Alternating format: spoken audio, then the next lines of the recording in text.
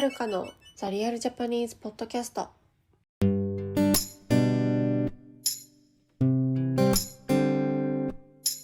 い、皆さんこんにちは。お元気でしょうか？はーい。最近のね、私はですね、あと1週間ちょっとでカナダ行きになりますので、毎日ワクワクしております。はい。ワクワクしてるだけです。特に何もしてないです。ただワクワクしてるだけですね。早く準備をした方がいいんだけど、あんまり準備してないかな。まあ何を準備すればいいかわかんないっていうのもあるんだけど、なんだろうね。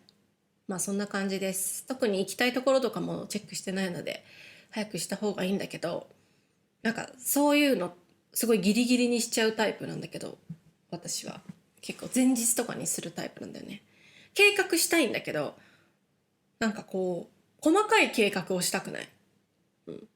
大体のここに行くここに行くここに行くみたいな大体頭の中で大きいスケジュールがあるんだけど、なんかこう細かい計画は後回しにしたいなんかタイプ。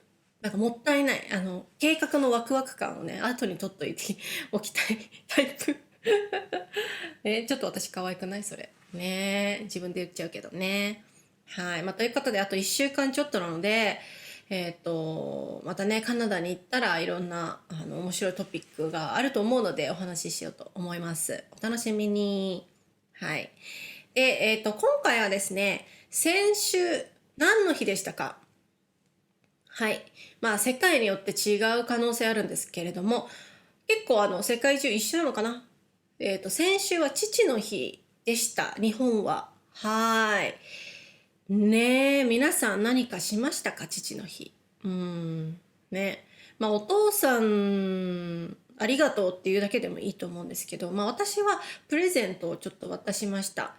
何のプレゼントを渡したかというと、なんかご50年前くらいに作られた妖怪の漫画をあげました。はい。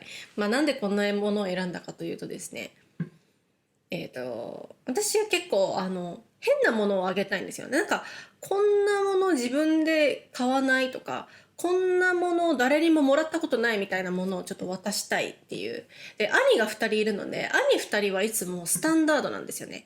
なんかこう、ハンカチとか、なんかこう、ケーキとか、お花とか、そういう、毎年同じようなもの。私はだから毎年違うものをあげようっていう気持ちでいるんですけど、なんで妖怪漫画をあげたかというと、まあ、うちの父さん妖怪好きなんですよ。まず妖怪好きで、昭和っぽいものが好き。すごい昔なものが好き。レトロな感じのものが好き。はい。っていうのでまあ、妖怪漫画をあげました。はい。なんだこれって言われましたけど、ね。まあ皆さんはどうでした？なんかやりましたかね？まあ人それぞれもちろん違うと思うんですけど、なんか何もしない人いると思うんですけど、でもですね、なんか世界的になのか日本だけなのか分かりませんが、父の日って母の日より存在が薄くありませんか？なんだか。なんか目立たないよね。母の日の方がなんかこう、目立っている気がする。どう思いますね？全国のお父様。ね、このポッドキャスト聞いてる方でお父様の方、たくさんいらっしゃると思うんですけれども、どう思いますね？で、私ちょっと調べたんですよ。日本の父の日と母の日。はい。について。でこんな、質問がありました。母の日、父の日にプレゼントを贈りますかという質問ですね。それに対して、なんと、母の日にプレゼントを贈る方は全体の 74%。結構高いですね。74%です。一方で、父の日にプレゼントを贈る方は 51%。はい。なんとですね、半分だけですね。父がかわいそうな感じがしますね。父がかわいそうっていうとちょっと、アーニャみたいな喋り方になっちゃったんだけど、父かわいそうって感じですね。はい。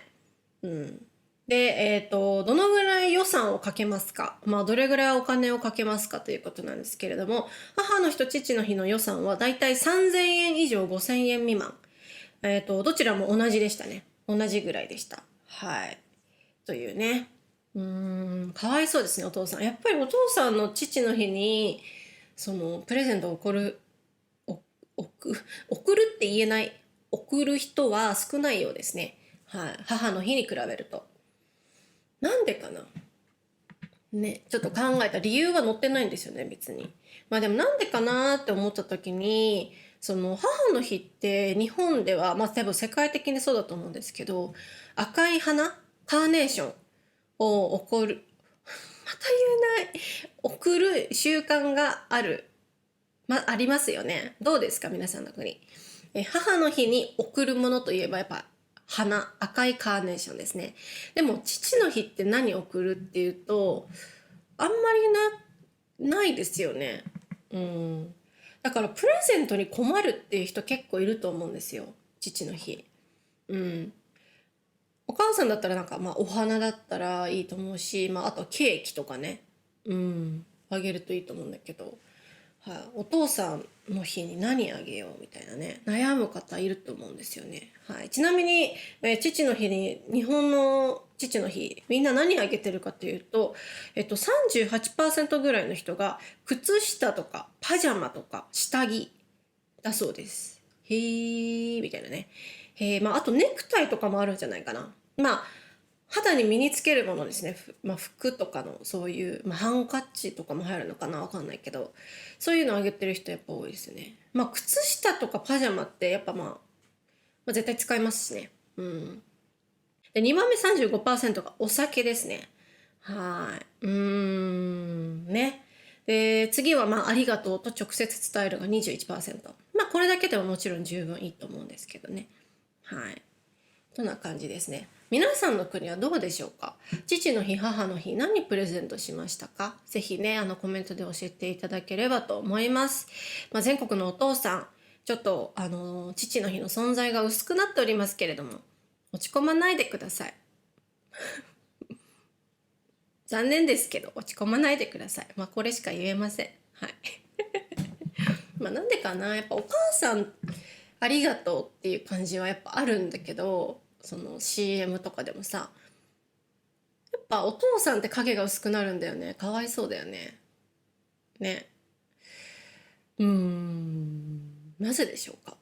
やっぱお母さんとかの方が一緒にいる時間が長いとかそういうのが関係あんのかしらね。ね。でもね、お父さんだって一生懸命働いたり、一生懸命子供と遊んだり、私の家だったら休みの日にはね、毎日、毎日っていうか休みの日には毎回車を運転してね、家族をどっかに連れて行ってくれたりしていたので、もうお父さんもすごい、なんていうか陰でサポートしてるっていう感じですよね。気づきにくいのかな。ね。はい。父かわいそうということで、まだ何もしてないよって方いたら、ぜひ、今からでもね、間に合うと思うので、お父さんに感謝の言葉とかプレゼントをするといいと思います。はい。そんな感じかな。ちなみにお母さん週末にね、お父さんとお母さんに会ったんですよ。その父の日だったんで。お母さんがお母さんが、iPhone を新しくしたんですって。iPhone8 を使ってたんですよ。8、8。もう結構古いじゃないですか。で、13にして、すごいピッカピカの、綺麗な携帯を手に入れて、早速ね、私に自慢してきたんですよ。私 iPhone13 にしたのつってね。よかったねよかったね。私11なんで、よかったねよかったねつって。そしたら13どうって聞いたら、なんかシリと喋ってるって言ってえみたいな。何してんのって聞いたら、最近シリと喋ってるって言われて、お母さん寂しすぎてシリと喋ってんのかなと思って、ちょっと申し訳なくなった。全然遊びに行ってないし、実家に連絡取ってないから、ちょっと申し訳ないなと思って。で、何でもシリに聞くんだって。ヘイシリ、何々はどことか、ヘイシリ、今日の天気はっていうのを聞くのが、最近の、マイブームらしくて。やばくないうちのお母さん趣味はシリと喋ることですってやばいよね。ね、友達いないのかなって思っちゃうよね。で、なんか、私がもうそろそろカナダに行くから、最後にね、行ってくるねっていう挨拶もしたんですけど、お土産何がいいかみたいな話したら、シリに聞いたのとか言ってそれもシリに聞いてた。シリに聞いたらね、シリがね、メープルクッキーが美味しいって言ってたみたいな。言ってて、だからメープルクッキー買ってきてって言われて。もうシリに聞かないで私に聞けばいいのにね。なんかシリとなんか親友になってるようで、はい、お母さんは元気でよかったです。はい。お父さんもね、相変わらず元気で、はい、よかったと思います。はい。そんな感じで、うちのお母さん変だなと思いました。シリと遊んでる人いる？ね、あんまいないよね。はい。そんな感じで、今日は父の日と母の日のお話でした。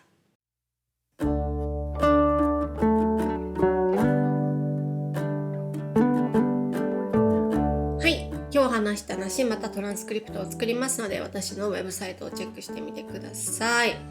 Twitter、Instagram、YouTube、こちらのフォローもお願いいたします。あと、何ですかね。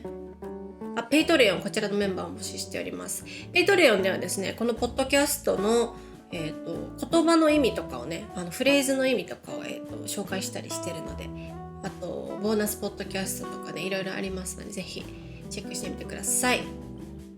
以上かな。あと何かありましたっけな。はいね。なんかもしリクエストあればぜひお待ちしております。はい。ではまた次回。さようなら。